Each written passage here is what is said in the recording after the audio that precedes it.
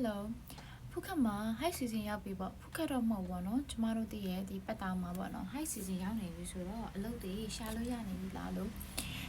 မေးကြတဲ့လူတွေကကြတော့ high season ရောက်နေပြီဆိုတော့အလုပ်တွေကတော့အခုချိန်မှာရှာလို့ကောင်းတဲ့အချိန်ဖြစ်နေပါပြီရှင်အခုကကျမရဲ့ပတ်ချာလဲမှာရောအားလုံးကအဆိုင်ကြီးကပြန်ဖွင့်နေပြီပေါ့နော်အလုပ်သမားတွေလည်းပြန်ဝင်နေကြပြီဖြစ်တဲ့အတွက်အခုချိန်ကတော့အလုပ်ရှာလို့ကောင်းတဲ့အချိန်ဖြစ်ပါတယ်ဘယ်လိုရှာသင့်လဲဆိုလို့ရှိရင်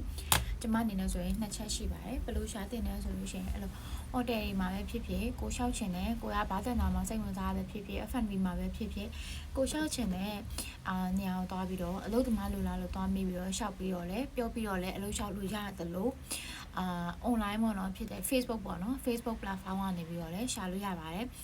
ပြီးတော့ကိုယ့်ရဲ့အသည့်တွေကိုလည်းပြောပေါ့နော်ကိုကအလုပ်လိုချင်တာဆိုလို့ရှိရင်အမရေအကယ်၍အလုပ်လေးရှင်တော့ကျွန်တော်တို့ကိုပြောပြပါကျမတို့ပြောပြပါဆိုလို့ရှိရင်လည်းအဲ့လိုမျိုးနဲ့လည်းအလုပ်လျှောက်လို့ရတယ်ပေါ့နော်အခုချိန်ကတော့အလုပ်လျှောက်ဖို့ကောင်းဆုံးချိန်ပါပဲရှင်ပြီးတော့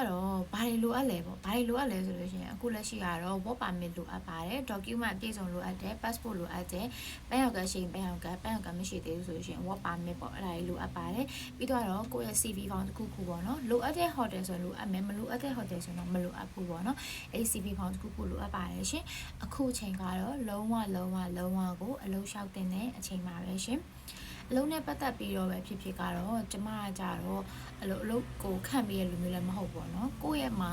ပတ်ဝန်းကျင်လေးမှာအလုပ်ကလေးရှင်တော့ကျမကပြန်လဲဝေမျှပေးတာမျိုးလုပ်ပေးနိုင်မိမယ်ကျမဘက်ကနေပြီးတော့အလုပ်ကိုတော့ခေါ်ပေးတာမျိုးတော့မရှိပါဘူးရှင်ပြီးတော့ဒီအကောင့်လေးကကြတော့ကျမဒီအလုပ်နဲ့ပတ်သက်တာဖြစ်ဖြစ်ကျမတို့ဒီယာတူးတိုးတာလို့ပေါ့နော်ဒီအလုပ်မှာဘယ်လိုမျိုးကို impression ရအောင်အဲ့လိုမျိုးတွေကိုကြတော့ကျမ share လုပ်ပေးမှာဆိုတော့အကယ်၍ဒီအကောင့်လေးကိုဒီဟာလေးတွေကိုစိတ်ဝင်စားလို့ရှိရင် follow လေးလုပ်ထားပေးပါအောင်ရှင်အားလုံးပဲကျေးဇူးတင်ပါတယ်